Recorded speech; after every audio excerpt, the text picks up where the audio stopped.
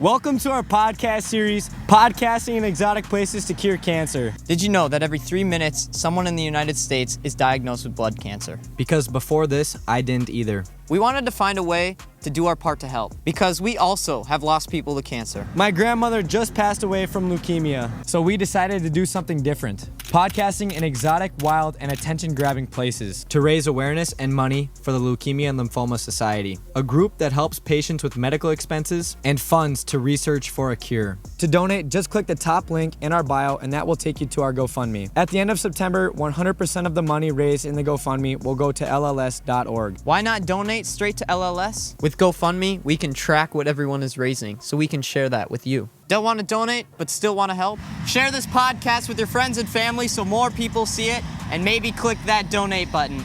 Cancer sucks. Let's all join together to help cure it. Donate now, link in bio. Every dollar makes a difference.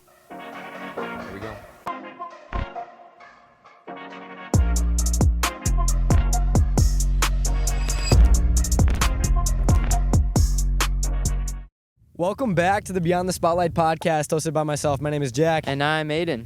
We're continuing this series here in a wheat field about 20 minutes from Breckenridge. Before we get started, I want to thank our sponsors, All Soccer Meats, Brushmark Signs, Appy Hour, and Giant Snacks. First of all, I want to apologize about the wind. It is a little bit windy out today, but to be able to get this beautiful background, beautiful landscape, we got to do what we got to do. And we got a little unlucky with the wind, but that's okay. It'll still sound good. Yeah. Thank you. Talk about where we're at, Aiden. What are we doing? Yeah, well, first, thanks to Hasbargen Farms for letting us come out in the middle of their wheat field.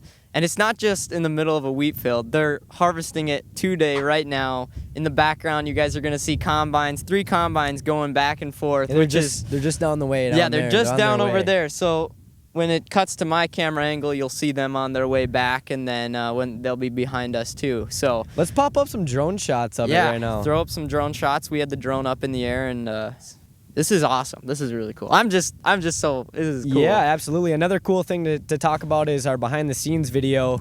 We'll have a video sharing a lot about our experience here and what it looked like actually getting set up and all that kind of jazz. And then that'll come out after the whole series is done. But yeah, obviously you guys know the series is about raising money for Leukemia and Lymphoma Society. So if you have any interest in supporting that, go ahead and go to our GoFundMe. The top link in the description, donate some money. And if you want to support but don't quite want to necessarily donate money, just a simple like on this video or sharing it with your friends, promoting it, that'd be awesome. We would really appreciate that. Dude, this is taking me back a little bit, being in the middle of a wheat field. Yeah? It's been a while. Like goose hunting. Oh. We used to have, we obviously had the Smack 'em guys on, but like this made me feel like I was going goose hunting for an afternoon hunt today. Walking through the field, getting ready. Yeah. I never really expected 2 years later to be setting up a podcast instead of setting up decoys in the middle of a field. What I wanted to mention too is like all the behind the scenes. It took us like an hour and a half just to set up. We got a generator over there for those of you who kind of wonder how it works. But this is a ton of fun. It's a fun set. Absolutely. So the first thing that we're gonna do throughout these podcasts, and you guys have seen it in the previous ones, but if you haven't, the first thing that we do is give someone a call who has had cancer and beaten it. So the person that we're calling today, his name is Jack Heideman. He actually had cancer, lymphoma, and it started when he was in high school. He beat it throughout high school. So, and how old is he now? He roughly is 30. We don't have his whole story. We wanted to wait until we were on the episode to ask him too much. So he grew up like around my family. He's around my siblings' age, so I knew him. He went to the high school that I went to. I don't know him very well personally. I know he's a really nice guy, but he's very open to talking about it, and if it can help one person that's going through cancer right now, or if it can persuade somebody to help donate to raise some money to cure cancer, then that's a win. So yeah, for sure. Let's give him a call. Okay, let's do it. Hello? Hey, Jack, how's it going? Good, how you doing, Jack? Not too bad, not too bad. We got you on the podcast right now, just so you know. Are you able to hear me? Yes, I can hear you clear. That's awesome. Perfect. Yeah, so talk to us a little bit about, what you kind of went through and what kind of cancer you had and all of that stuff.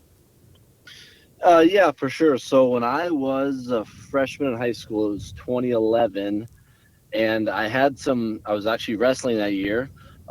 Had some knee issues. My knee was really bugging me, and then, wrestling season ended, and I was hoping it was going to go away just from all the twisting and turning, kind of hitting the mat. And then baseball started up a few weeks later after a little break there, and it just was getting worse and worse and worse. And then I remember my dad was the baseball coach, and one day at practice, we were doing he was timing our 90-yard sprint or 90-foot sprint for running the bases. Yep. And I was usually, I was a pretty good athlete, but I was kind of running last kind of. So it wasn't good. And finally he's like, all right, enough's enough. I'm going to take you in. Eventually we had an MRI, and then it turned out there was a lesion on the end of my femur that led to a trip to the Mayo Clinic. And then after a biopsy, I had non-Hodgkin's B-cell lymphoma, but it was in my end of my femur in my right, and then a little bit in my left knee as well. So that's what I ended up getting diagnosed with. So it was painful. That's crazy to me, because I feel like you don't hear too many stories of that, like a knee injury leading to it being cancer. Is that what they thought it was right away, was like a cancer, or did you just think you had something wrong with your knee, like you pulled something? Or Well, it was probably 2 months went by, and I just thought I had a structural thing, like a torn meniscus or something. I remember I talked to the trainer, and she was like, well, let's just do PT on it for a while, and let's kind of monitor it.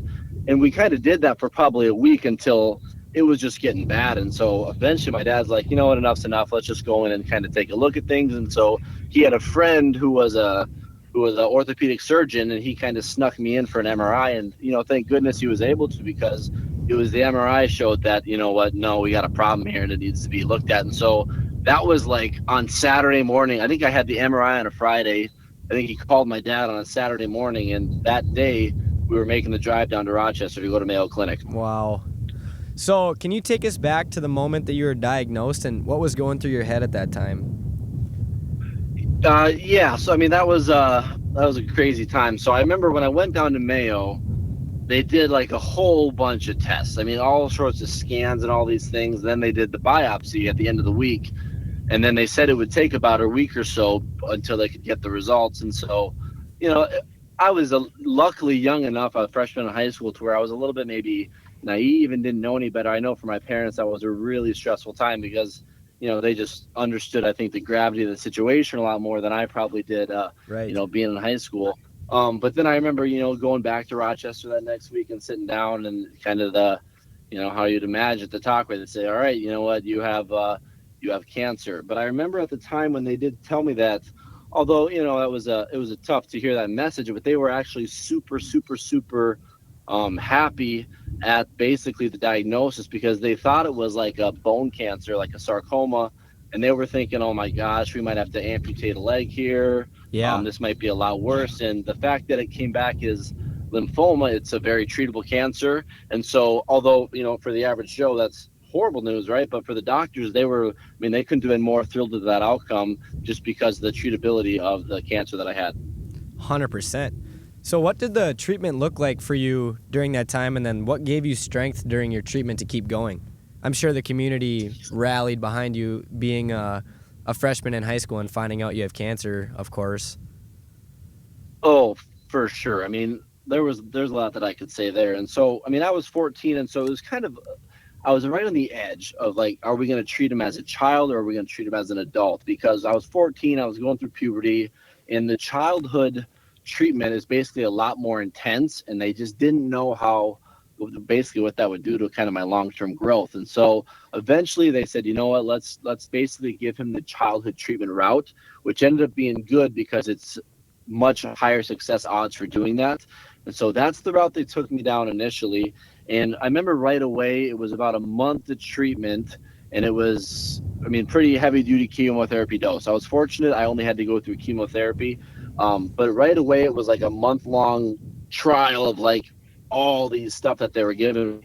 And it was during that time that I had, I can't even tell you how much support. And so I was playing baseball that summer, still kind of through all this, and all my teammates shaved their heads, and a whole bunch of people in school shaved their heads for me.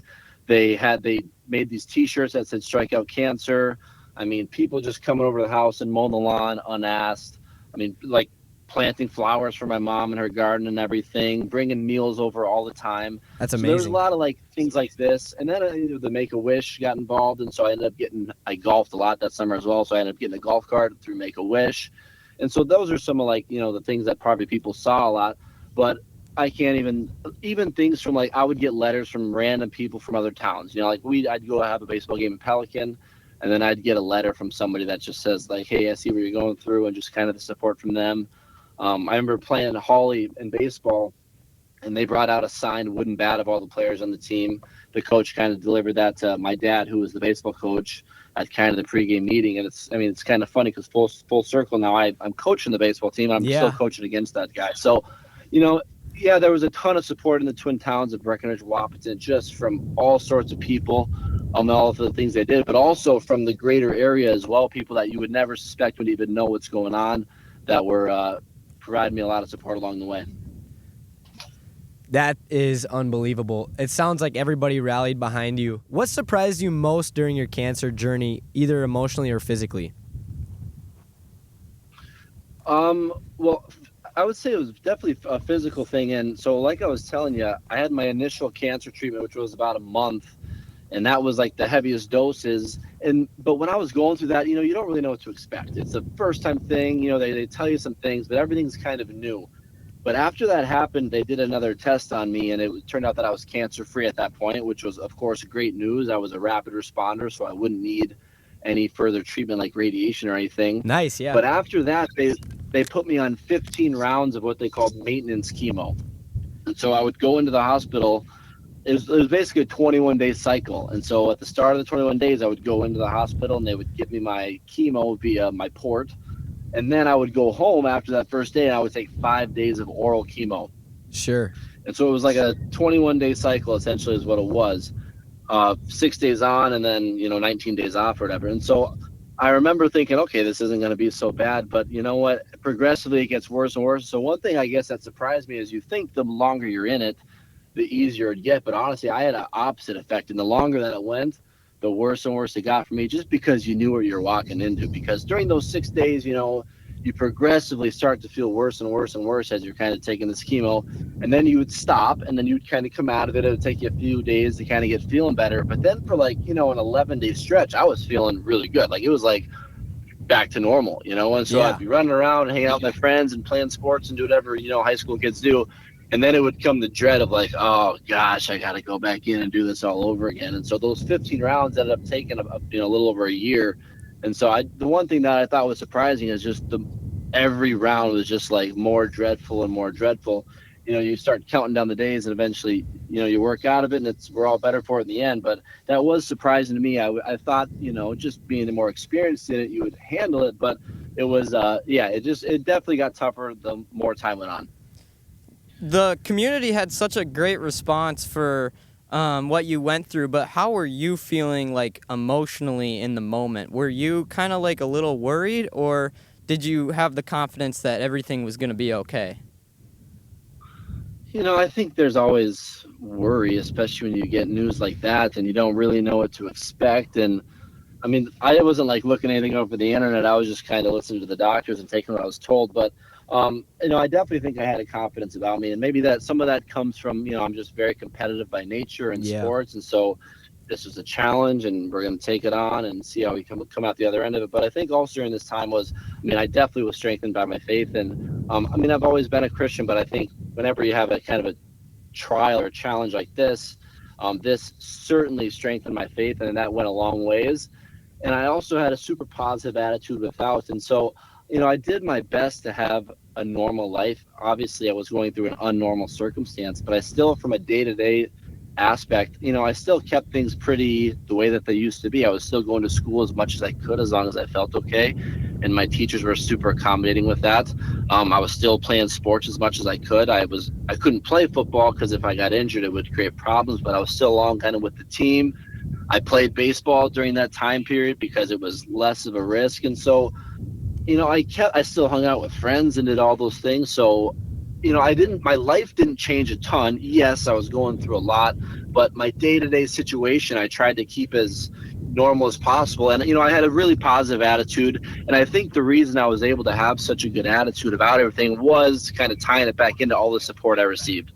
I was getting phone calls and text messages and help constantly. I remember my mom had a Caring Bridge site, which was really popular back then, and she was constantly putting updates on the Caring Bridge. And whenever she would post an update of how things were going, I would have dozens, if not hundreds of people commenting on there, giving me words of encouragement and support. And so when you have that many people backing you up, it's a lot easier to keep a positive attitude. But I remember the doctor said, you've responded incredibly well to the treatment that you've been getting, and we think one of the reasons you've responded so well is because of your attitude. Because they said when people get down in the dumps and they're depressed and they don't have a positive outlook, I don't know the science behind that, but the treatment doesn't tend to land as well either. But being the support I had and kind of my attitude and kind of my faith around the deal, I was able to luckily and fortunately have very positive results with all the treatment that I got. That's very, very cool and very interesting that you mentioned like the mental side of it too. Another person that we are interviewing, potentially his name is Grandpa Ron, and he literally said the exact same thing. He's like, his attitude about it was, you got cancer, like, yes, so what? Go make the best of it and try and be like as normal, you could say, as possible. Like, don't just let it ruin your life, which is a lot easier said than done, of course. But he had the exact same deal where he had a positive attitude about it, and then his treatment went very successfully too. So that's cool to hear you say that. Yeah, for sure. I think it's one of those things that's, again, it's hard to give that advice because everybody handles things differently, but just that was my demeanor, I guess. And I had great friends, that were able to kind of put up with things when I wasn't feeling well, and it definitely went a long ways. So what did that moment feel like for you when you were told you were cancer free? That was a very important, special moment for me. I remember initially it was like a month after treatment, I went in and did another PET scan, and that actually showed right away that I was cancer free. And that was a big moment because after that first round of chemo, had I not been cancer free, the treatment would have changed rapidly, probably would have included radiation. And so being cancer free initially was like, oh my gosh, I remember that being more of a relief than anything, because it was like what they did worked. And I remember my parents were probably way more nervous about it than I was. I remember I took pretty well the first initial treatment, and I was pretty confident that it was going to go well. Of course, you don't know, but I just remember thinking, you know what? I got a good feeling about it, whatever the case may be there. And so when it turned up that it was cancer-free, it was like, great. And then after my 15 rounds of maintenance chemo that, took about a year, and then going back in and kind of get another checkup, and then they did it again, and it confirmed that I was still cancer-free. And I think for me, that's when the biggest relief set in, because like I said, that first month was like, it was so much happening so fast, and there was so much going on. I didn't know what the heck was going on. So it was like, oh, great, cancer-free, like awesome. But after those 15 rounds and like a year long, kind of really going through it, and then being told like, you made it, things are great, and like, you're good. That was, just such a relief, because it was like, holy cow, that was a really, really hard year. And I'm just kind of glad to have that behind me. And that was a special time. So because you had cancer already, does that mean you have a higher risk with this specific cancer now? Yes. And so I'm actually, I got to be about 12 years cancer free now. And I used to go in right away. I was going in like 4 times a year, and then it was twice a year, and then I was doing yearly checkups. And now after being 10 years cancer free, I don't even go in anymore. So I'm done with checkups and all that stuff. Yes, I still am at an increased odds, I think. I don't know what those numbers are, but I know the longer time that goes on with me not having cancer, the lower my odds of basically returning are. So, so far I haven't had one hiccup since all that's happened. So thank God for that. And hopefully I can stay in good health there. Absolutely. Well, your story is pretty remarkable. It's cool to see kind of how a community wraps around someone who's in distress. You see that all the time. And it's cool to see that you found strength in your faith and in the people around you. Sorry, it's super windy. Hopefully that's not coming through the call too much. No worries. But yeah, so basically the point of the series, as we've told you before, is to help raise funds for the Leukemia and Lymphoma Society, and then if anyone is watching, we want to try and motivate them to help them get through what they're going through. If someone who has cancer is watching. So if somebody is watching that has cancer right now, what would you say to them? Listen, that's a tough message for anybody to receive, absolutely. But again, I think the most important thing is just to try and have a positive mental attitude about what you're going through. Because, like you said about the person that called in as well and gave you the same advice that I did, the doctors that I met with, they just said that was such a huge part. And so whether that comes through the support you're receiving from friends and family or from your faith or whatever it is, I think one of the most important things you can do is kind of have a good attitude about everything that's going on. And of course, that's not the end all be all, but when you can take things in stride and have a fighter mentality, I think that goes a long ways towards helping you beat the odds. Awesome. Well, we just want to thank you for coming on and having you or have a chance for you to talk about your story today. This is awesome. Many people are going to hear this, and I hope it encourages, one, some of our fans to potentially donate, and two, if somebody has cancer, to keep their head up and keep going. So thank you. That's right. Well, hey, I appreciate what you guys are doing. It's a really cool thing that you guys are doing. I was happy to be a part of it and help out. Awesome. Thank you, Jack. I appreciate it. I'll talk to you soon then. For sure, guys. Take care. All right. Have a good one. Bye. Yeah, bye. What a great interview. Good guy. Yeah, that was awesome. Yeah. Well, you guys kind of heard it first. Positive attitude. Keep your faith in God and trust that whatever he brings is you're built for. He's not going to give you anything you can't get through. Yeah. That was a great interview. Anything to say on that, Aiden? Yeah, no, his story was just like he got through it, but he didn't make it like his personality. Yeah. He could have totally weighed on the cancer and everything and made that bring him down, but I don't think it brought him down. He was still able to do sports and everything, so absolutely. That was cool. If you're in the Breckenridge-Wahpeton area, You have to check out Headwaters Day, September 13th. It's at Wells Memorial Park here in Breckenridge. they have something for everyone, from parade to food to vendors, as well as bingo, a rock climbing wall, and so much more. They also have the Bull Bash here in town. You guys got to check it out if you're around. Breckenridge has just done so much for us, so we want to return the favor and have everyone show out to this one. Go check it out. I just got a notification from Appy Hour. It says tacos and margs are calling. You want to go get some tacos? What's Appy Hour? All the bars and restaurants in the area are on it, and they send me notifications when they're having good deals. They even have like a countdown, so you know how long you have until that deal ends. So like real-time deals? Exactly, real-time deals, that's what it is. Also, they have a map where it shows all the locations that Appy Hour is used, so you know where the best deals are gonna be happening at. Get it on the way though, because I'm hungry. All right, let's go. Let's go. Huge thank you to Giant Snacks for sponsoring this week's episode. From sunflower seeds, pistachios, pumpkin seeds, and cashews, Giants has all the great snacks you need. Check out some of the great flavors that they offer, from sweet Thai chili all the way to their newest flavor, Taco Tuesday. Seriously guys, it is the best. There's a reason why they're in every MLB dugout. It's available online or in stores near you. Go check out their taco flavor. Thank you again, Giant Snacks, for being our main sponsor. Let's get back to the podcast. So the rest of what this podcast is going to be is basically different bits. So we're doing these same bits at each different podcast location, but kind of more tailored to each location. So for example, this one is Farm Kid Draft. So we have all these different games that we're going to throw into each location, and kind of, we're not going to be in a in a field ever again. So tie it to that. But for our first game, we got Farm Kid Draft. So you get 4 picks. Hold on, before you keep going, can we just say, look at how sick that looks with the freaking combines in the background. I hope you guys can see that. Yeah, we were on the call, and they're just going behind us. Yeah. And that was pretty cool. Yeah, okay, sorry, keep going. No, you're good. So we got Farm Kid Draft. You get $15, and you get 4 categories. And each category, it's up to $5 of what you purchase to make the best Farm Kid.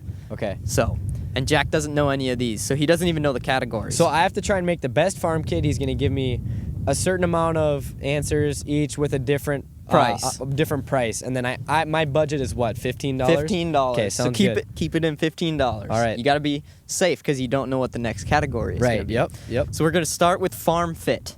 Hold on, I got a big, huge bug on my computer.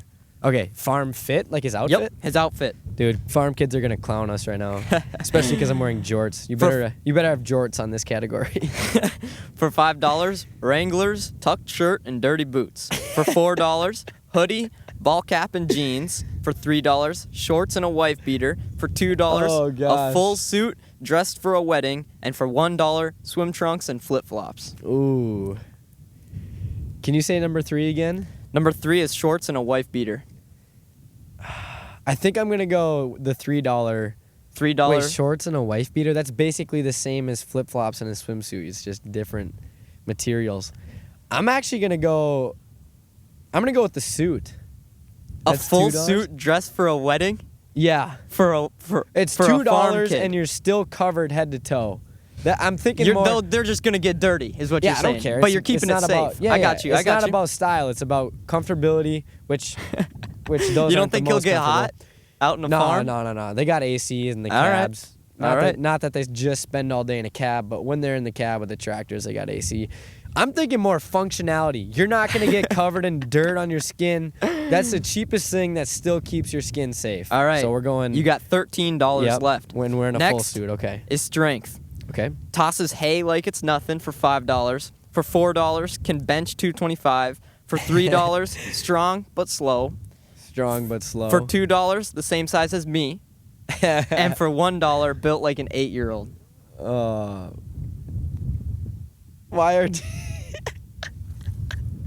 why is the number 2 and the number 1 the same thing?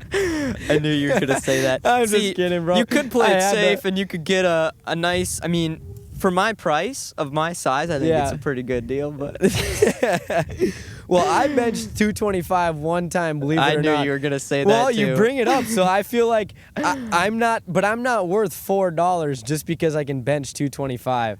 I think I'm gonna go strength is one of the most important things. I might ball out on this one, get the $5 and do $5? the hay. Tosses Yeah, hay like it's tosses nothing. hay like it's nothing. So the strongest guy, dude, he's gonna fill out that suit like yeah, crazy. he will but that's fill okay. out that suit. All right, and what's the next one? So we got a big guy, strong, that's wearing a suit. We got $7. You got $7 We left. got $8. So how many questions are there?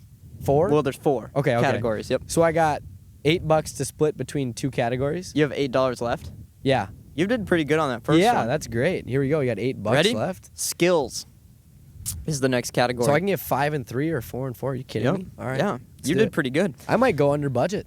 $5, drive anything and can fix anything for skills. For $4, he runs a tractor, but that's about it. Okay.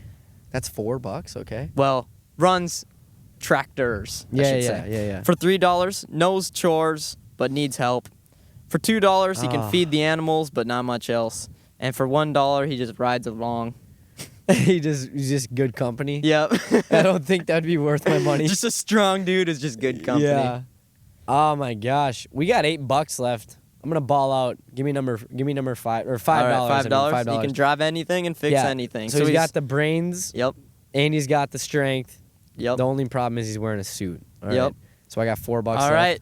You got $4 left, and this is his personality. Hey guys, editor Jack here. No idea where we got $4 from, but we're just gonna roll with it. For $5, he's quiet, respectful, and a hard worker. For $4, he's funny and he gets stuff done. Okay. For $3, he's chill but disappears mid-task. Okay. And for $2, he's always on Snap and he's just loud all the time. So he's And for on- $1, he's a frat boy energy and he's got no effort. I think I'm gonna go $1 under budget and hit number 3, just so I can That save was a the dollar last left. question. I know, but I want to say that I made one of the best farm kids, but still saved $1. All right, so I'm gonna do so- the $3 bet. and Okay, that so was, he's chill and but he But he disappears. disappears sometimes. He you don't disappears want someone mid-task. too perfect, you know? That's true. You really don't. I feel like the average farm kid definitely Snapchats a lot. So that's like the number 2, like at least the ones that I know. Mhm.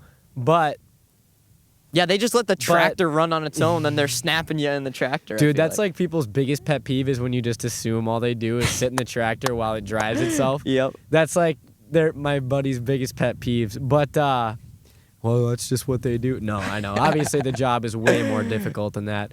But no, I would have to say, yeah, we're gonna it's okay if they disappear sometimes. As long as they're not screwing off or That's breaking funny. something. All right.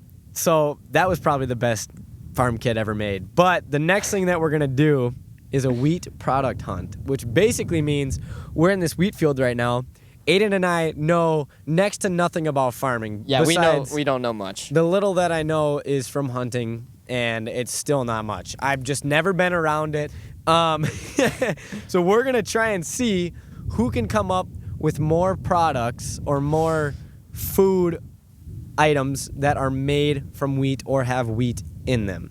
We're going to make a fool out of ourselves. We're going to go back and forth until one of us cannot answer anymore. And if one of them is incorrect, we'll see. We'll figure it out later in post-production on the editing. So we're just going to assume everything's correct. Jeez, dude. I think I only have like 2 answers in my head right All right, now. I'll go first. Bread. Yeah, it's got wheat in it. I feel like that's a safe answer. Yes, it does. Most bread is made All right. with wheat flour. I got noodles for like spaghetti and pasta. Okay. Is it good? Checking right now. Most traditional noodles. All right, It's going to nice, say most nice. every single time. Nice. I'm going to say we can do liquids, right? I'm going to do beer. Oh, that's a good Beer one. has wheat in it. That's a good one. Not, yeah, whatever.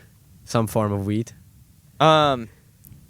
You said bread, so I can't really say buns, like No, you can't say buns. That's bread. that's what is going to my head.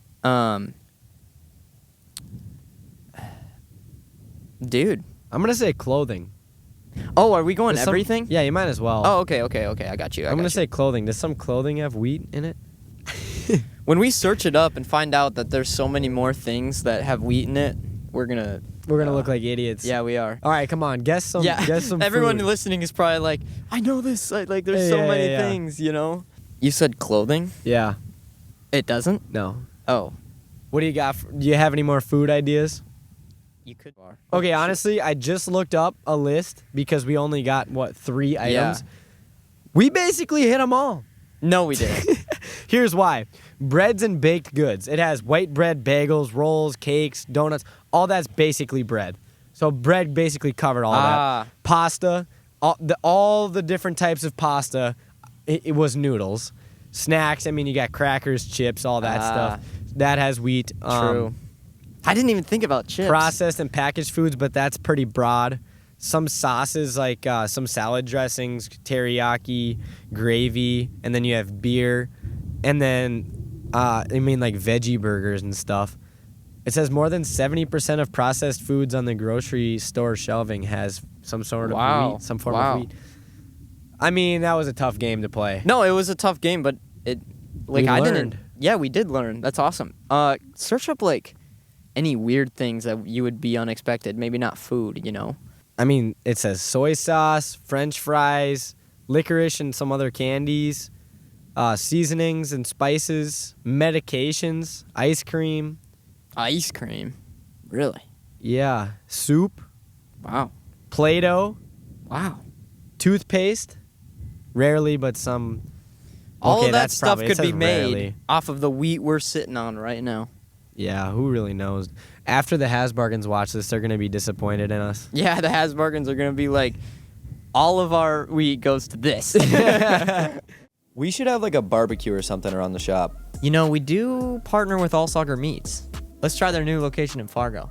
We are going to Fargo today. That would probably be good, but wouldn't it just be counterproductive to stop in Fargo when there's one in Breck right now? That's the best part. You can get the best meat at any of their stores. That is true, and they're open 7 days a week. So if you're located in Ottoman, Fargo, or Breckenridge, go check out All Soccer Meats. Or anywhere in the area. It's honestly worth the drive, you guys. Make sure you check out Allsauger. Visit allsaugermeats.com or check out a store location near you. All Soccer Meats, your trusted source for quality and freshness.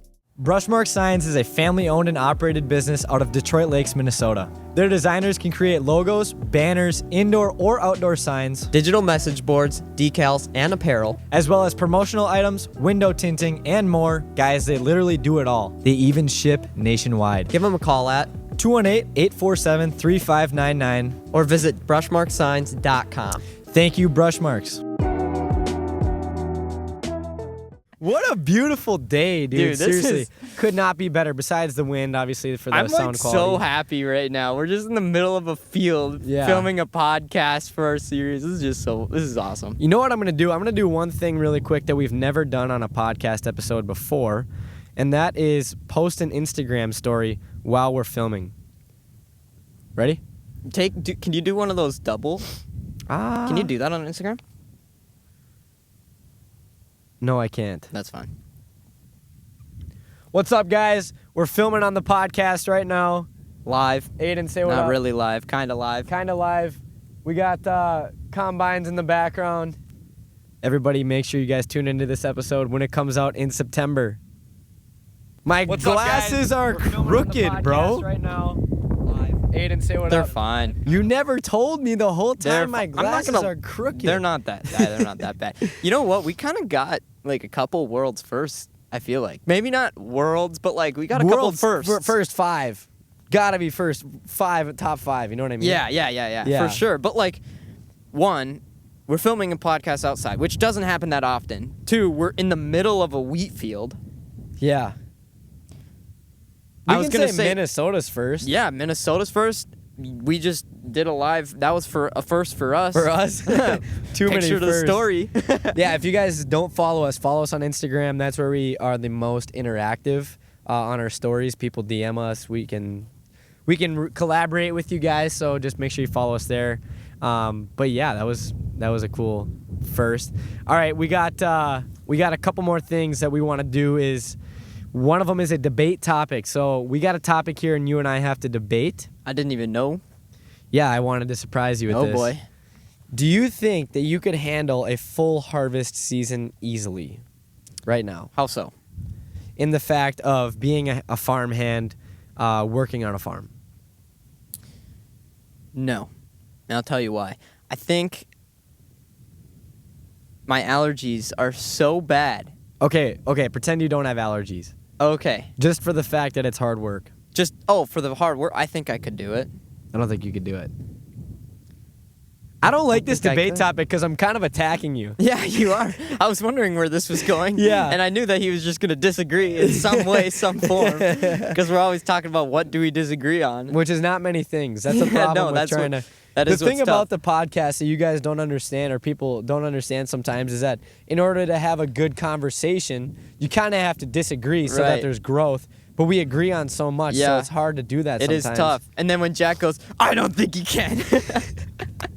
But no, I think I could be a farmhand. Now, what does that entail? If it's driving tractor or doing things around the farm, sure. But if you're telling me I need to like pick up those square bales, load them all the time, then that's something I don't think I could do. They're also like, yeah, whatever. Never mind. The reason why I don't think you could do it is because of the hours. And I know you Oh. work a lot of hours, but like being able to stay up all Sure. night, Yeah, I'm like, not a big night owl. you kind of have to be built for it, I feel like. And also, a lot of these guys, even the ones that are our age, 21 years old, they've been doing it since they were 14 That's true. years old. So they're used to staying up all night during harvest. I don't think either one of us could do that schedule that they do during harvest. Although I will say one of the guys I know that farms doesn't get up and start until 9 in the morning, which is he's probably an outlier, but still, I think it I could do that if we started yeah. at 9 a.m. It depends on the farm. It depends on what you're Yeah, doing. yeah. You know, if it's a typical just 9 to 5, and Yeah. yes, it's hard work. I think we both could do that. But if it's like some crazy hours, it's grind time. You're putting in 70 hours a week, like some of these guys do.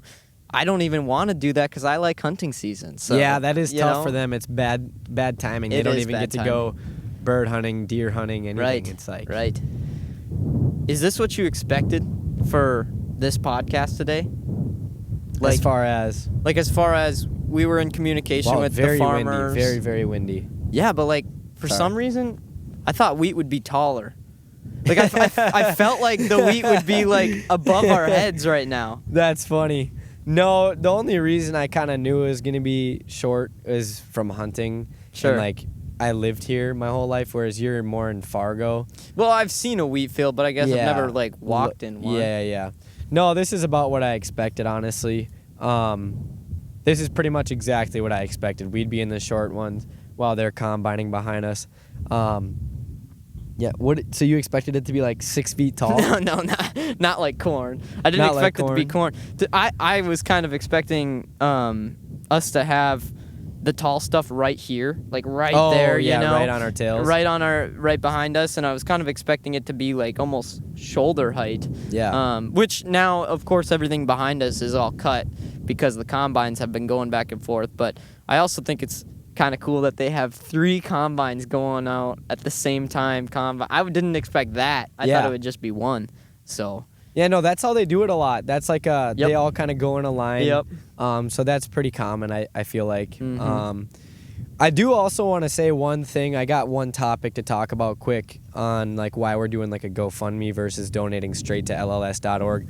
So, and then also why we're donating to LLS.org. And I'm sure we've talked about this before, but this is just in case anybody has not listened to the previous episodes. But basically, LLS.org basically helps patients pay for treatment while they're going through it for their leukemia or lymphoma. And then also it helps go to find a cure for that cancer. And the reason is because Aiden and I first came up with the idea of, you know, we want to do something good. We want to do something positive. And everybody hates cancer.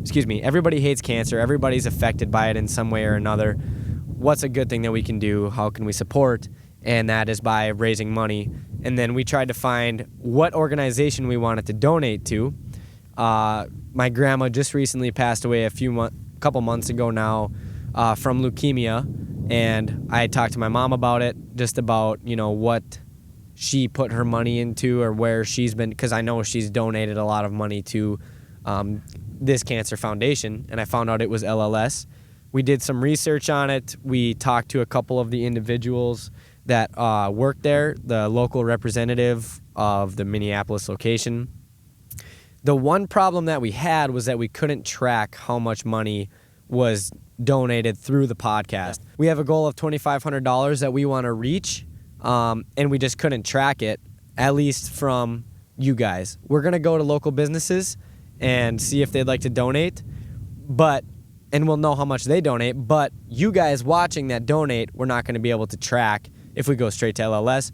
So the way that we're doing it, we're setting up a GoFundMe, top link in bio if you want to donate. All the money that we receive at the end of September will go straight to LLS.org, of course, besides whatever fees or whatever that GoFundMe takes. So yeah, that's the reason we're going with a GoFundMe versus going straight to LLS. And then you kind of think too, it's like, for us, the way we're looking at it is we have this platform. We're starting to grow this platform, this podcast that you're listening to now, and we have all these people, and how do you do good with it? You know, like, it's entertainment, yes, but if we can get some of you guys to donate, you know, or share so then other people can donate, when that number at the end is like, if we hit that $2,500 mark, we know that we can say we helped raise $2,500, and that's just really, really important to us. And not necessarily that we raise that money, but that money is going to go to help somebody. Right, with cancer, exactly. You know? Like we utilized our platform for good, is what I'm saying. 100%. So, well, cool. Anything else for this amazing wheat field episode? No, I don't think so. I hope you guys enjoyed the tractors going back and forth. Yeah, major shout out to Hasbargen Farms for hooking it up here. Shout out to Gus, too, and your buddy Nick, some of the farm hands out here. But yeah, thank you guys for watching. Seriously, if you'd like to donate, please go to the top link in our description of this video. If you're listening on audio platforms, the link is also there as well. Otherwise, if you want to go to our YouTube, you can find it. If you don't want to donate but you want to help, support us by subscribing and sharing with other people. Leave a like, leave a comment so that the video gets pushed to other people. Thank you guys so much for watching this episode, a part of our Podcasting in Exotic Places series. We'll see you next week for another episode in the series. And yeah, we'll talk to you guys later. Peace. Peace.